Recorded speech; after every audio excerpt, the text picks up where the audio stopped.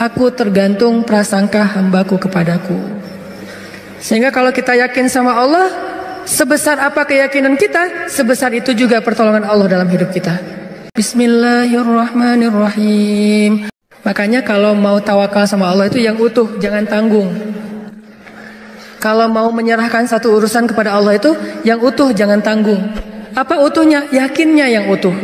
Jangan, bisa nggak ya? Ya udah deh, doa aja dulu. Bisa nggak bisanya kita lihat aja nanti. Jangan muji Allah. Jangankan Allah, hamba aja, ulama aja kita nggak boleh muji. Salah satu adab dalam mencari ilmu itu apa teman-teman? Tidak boleh bertanya kepada ulama, kepada guru, pertanyaan yang tujuannya hanya untuk menguji keilmuan guru.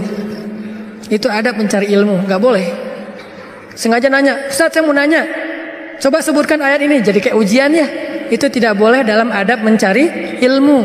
Karena yang boleh bertanya hal yang kayak gini, ngetes guru hanyalah gurunya. Sedangkan kita mendengar, kemudian berusaha untuk mengamalkan. Makhluk aja nggak boleh diuji, apalagi Allah Subhanahu wa Ta'ala. Kalau kita mau berprasangka baik, prasangka baik yang utuh. Ya Allah, inna solati wa nusuki wa mahyaya wa mamati. Itulah makna dari husnuzon yang utuh kepada Allah Subhanahu wa Ta'ala. Aku tergantung prasangka hambaku kepadaku. Sehingga kalau kita yakin sama Allah, sebesar apa keyakinan kita, sebesar itu juga pertolongan Allah dalam hidup kita. Kalau kita pengen ngelihat keajaiban dalam hidup kita, berarti keyakinan kita kepada Allah harus ajaib. Kok kamu tenang-tenang aja sih? Kan ada Allah. Iya sih ada Allah, tapi kan, nah yang bilang tapi, maka tidak akan pernah melihat keajaiban dalam hidupnya. Yang bilang cuman, yang bilang alasan-alasan yang banyak, berarti dia nggak bakalan pernah ngelihat hal-hal yang ajaib terjadi dalam kehidupannya. Kalau dia pengen ngelihat hal yang ajaib, dia nggak boleh bilang tapi, dia cukup bilang hasbiyallah. Cukup buat saya Allah. Maka terjadilah keajaiban dalam hidupnya. Kok nggak ada kejadian keajaiban dalam hidup dia? Padahal dia udah sering bilang hasbiyallah. Kita nggak tahu, dia tahu. Kita nggak ngerasa, dia yang ngerasa. Ada teman kita nih lagi diuji dengan ujian yang sangat berat, sakitnya parah, tapi lisannya selalu berzikir hasbiyallah, hasbiyallah, Allah syafi, wa idza maridtu fahuwa yashfin. Dia terus memuji Allah. Kita yang ngedengar bertanya, dia tuh udah sering berzikir loh, kok sakitnya belum sembuh-sembuh juga? Suka gitu kan? Dia itu udah sering berzikir loh, kok hutangnya belum lunas-lunas juga? Dia itu udah sering berzikir loh, kok masih jomblo juga? Ada yang ngerasa kayak gitu? Karena kita nggak ngerasa apa yang dia rasa setelah berzikir. Ternyata kadang Allah menolong seseorang itu bukan dengan mencabut masalahnya. Yang lebih hebat lagi, Allah menolong seseorang dalam masalah dengan cara menguatkan hatinya dalam menghadapi masalah. Masalahnya nggak diangkat sama Allah, tapi hatinya dikuatkan. Sehingga dia tidak pernah mengeluh, nggak pernah berputus asa, nggak pernah menjadi orang yang lemah, kemudian pundung kepada Allah, enggak. Berarti Allah sudah menolong hatinya. Dan buat dia, itu kadang lebih baik daripada kita yang hanya menonton dari luar. Kenapa dia masih bertahan? Kenapa dia masih kayak wajahnya kayak nggak kesakitan? Kenapa dia kayak nggak pernah ngeluh? Kalau kita jenguk dia ke rumah, dia nggak pernah ngeluh, justru kita yang ngeluh. Justru kita yang malu karena merasa kita lebih banyak mengeluh daripada dia. Lihat aja saudara-saudara kita yang sedang diuji oleh Allah di Syam, di Suriah. Apakah Allah mencabut peperangan dari sana sehingga mereka tiba-tiba merdeka lagi seperti dulu tahun 2000-an? Enggak. Terus apakah Allah nggak nolong orang Suriah? Nolong banget. Gimana cara Allah menolong orang Suriah? Dikuatkan hati mereka.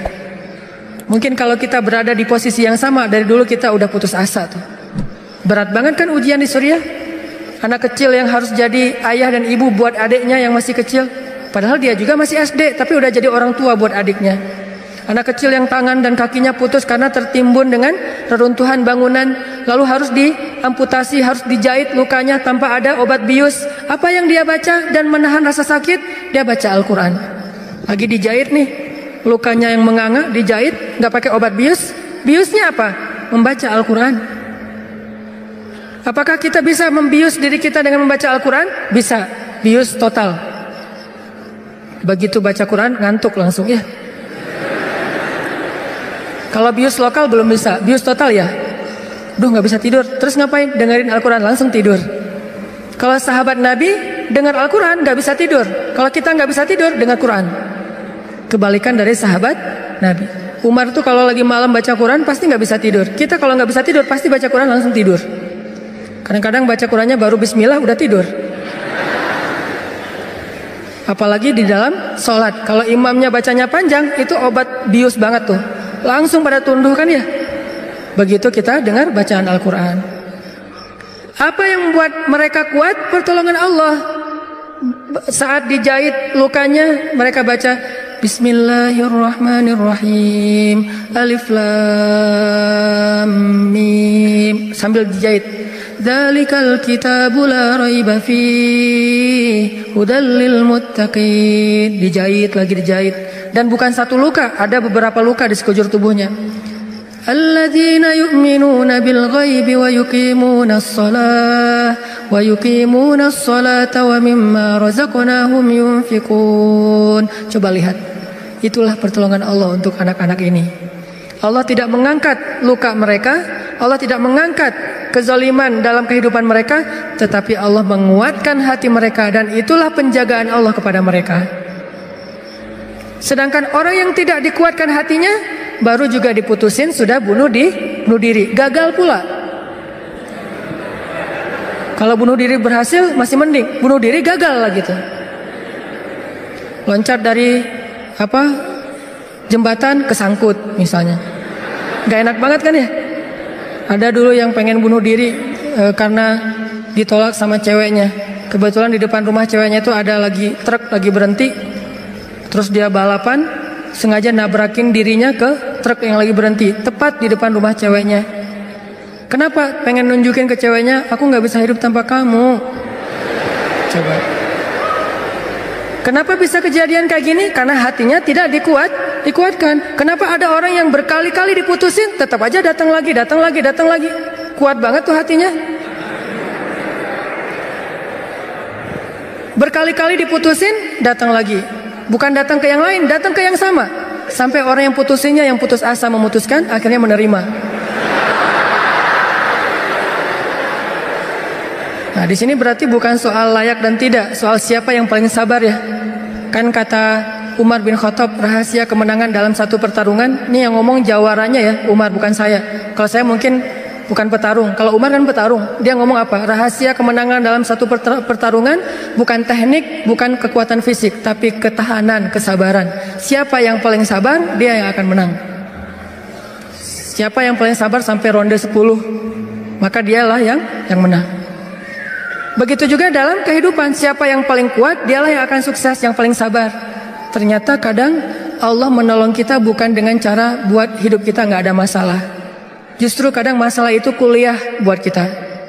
Masalah itu nyantri buat kita. Masalah itu kursus buat kita, biar kita mengerti kebaikan. Mengerti artinya menjadi orang yang tangguh. Tapi Allah kuatkan hati kita, sehingga kita berbaik sangka. Ihfazillah yahfazka. Jaga Allah, Allah jaga kamu. Berbaik sangka kepada Allah. Misalnya lagi ada musibah, oh kayaknya Allah mau ganti yang lebih baik nih, kayak gitu. Ada musibah langsung berbaik sangka, Allah mau ganti yang lebih baik.